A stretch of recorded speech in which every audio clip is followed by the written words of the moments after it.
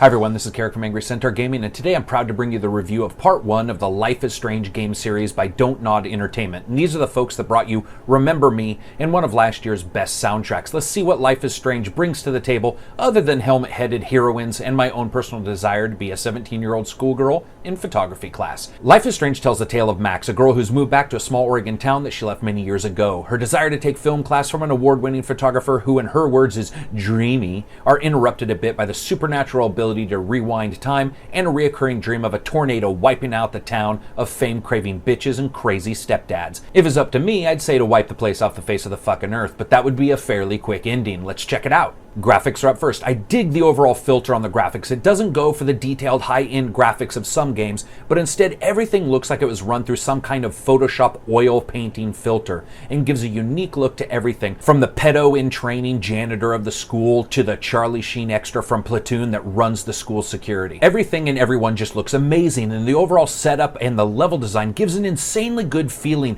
to the world, mixing the atmosphere of, say, Bully from Rockstar and something akin to Goonies with a down-home, small-town, good friends vibe to everything. It is simply great. Though the animations are top-notch, the lip-syncing is like watching two people trying to translate Spanish to sock puppet, and I don't think there was a single time that they spoke where their lips even remotely looked like the words were coming out of their mouths. Instead, you get a numb mouth hole blowing wind that luckily matched up with the general timing of words. It's odd and strangely past generation in its technical look compared to everything else. Frame rate and resolution, though, were great, and there were no drops. Sound, music, and voice. Sound. Whether walking across a school campus, pissing off the local queen bitch by screwing her day up, or saving the life of a random, somewhat not random person, the sound matches the actions incredibly well. Everything is mixed perfectly and is exactly as it should be, and there is an overall really good use of ambient sounds throughout the music.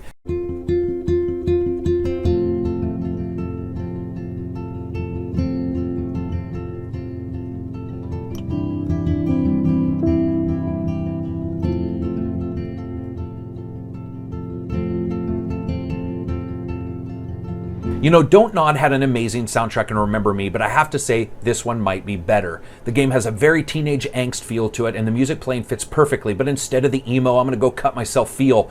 For most soundtracks you would expect for a game like this is sort of more reminiscent of soundtracks that remind you that high school might not have been the greatest place in the world for some people. It actually might be a desolate place. It's moody, youthful, and matches perfectly with the graphic aesthetics to really lodge you in the atmosphere of the game. Amazing soundtrack so far. That was so surreal. Famously called film Little Pieces of Time. But he could be talking about photography, as he likely was. Okay, I'm in class. Everything's cool. I'm okay. From light to shadow. From color to chiaroscuro. Voice. Rarely do all the voices match up in a game, but rarely happens to be today, and everyone and everything matches perfectly in this game. From the snooty bitch you want to choke to death in the first 30 seconds to the creepy character creeping around the town pretending to be clean and shit. You know how sometimes you close your eyes and imagine what it would be like to run through a field of Michael Jacksons? Yeah, me either. But I get the same willies from that creepy character that I would get from an entire field of Michael Jacksons. Maybe more. And the voice acting is the reason why. Speech inflection and tone are perfect, and even when Max is telling someone about her uber magical skills of time reversing, she doesn't sound like she's reciting lines. She sounds like a scared-ass teenager wondering if puberty has brought on the abilities of Superman flying around the earth in reverse. It's done so goddamned well. Just really good voices. Up next is gameplay.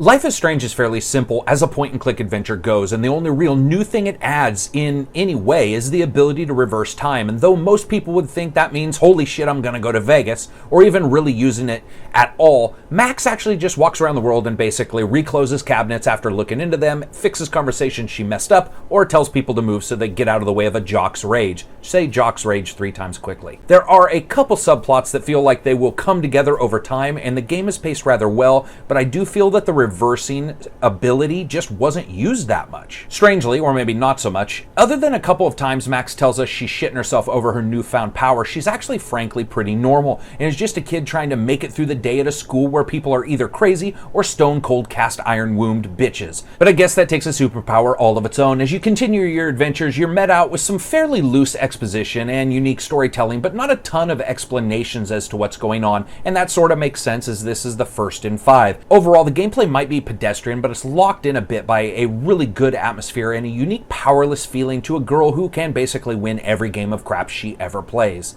Fun factor. As I'm sure you can guess, I loved it. The game captures the atmosphere of a school, mixes in a soundtrack that fits perfectly, but most importantly, the game hit me right in the feels, like Dreamfall did. There is a very unique feel to Dreamfall, and it felt somewhat the same here. As I walked around the school's courtyard and discussed things with the other kids, I felt the same disconnect that was so fascinating with Zoe in Dreamfall. A person who knows more than she should, but isn't exactly sure what to do, and has their own character failings and desires that are entirely separate from the main story. I absolutely had a blast, even in the very short time frame of the game. So what does Life is Strange do right? You know, the graphics are really good, just an amazing overall look. The atmosphere is locked in. This was a mixture of Dreamfall and Goonies kind of thing, and it really felt like a lived-in world. It's overall actually a fairly tight story so far. It doesn't feel that loose, and though there are some things going on the sides, it moved along at a good pace. And the voice is phenomenal. I loved the voice. And lastly, music. I think there are some moments within the game that are made purely excellent just by the use of music and how it's done. What does Life is Strange get wrong? You know, the lip syncing, it looks like a double-sided copy of Sylvester Stallone yelling at Adrian at the end of the Rocky movies. It's really actually that bad. And the game is fairly short. Even for $5, it's less than 2 hours. As always, I rate games on a buy, wait for a sale, rent, or never talk about it again rating scale. For $5 on Steam, this is well worth it if you're a fan of Dreamfall or other adventure games with a slower than normal pace, but high value placed on interaction of characters and atmosphere that occurs within it. I loved the game. So that's it for me. If you like the video, hit like. If you dislike, hit dislike. And remember my one piece of advice: never have sex with cat tongue gloves on. Peace out.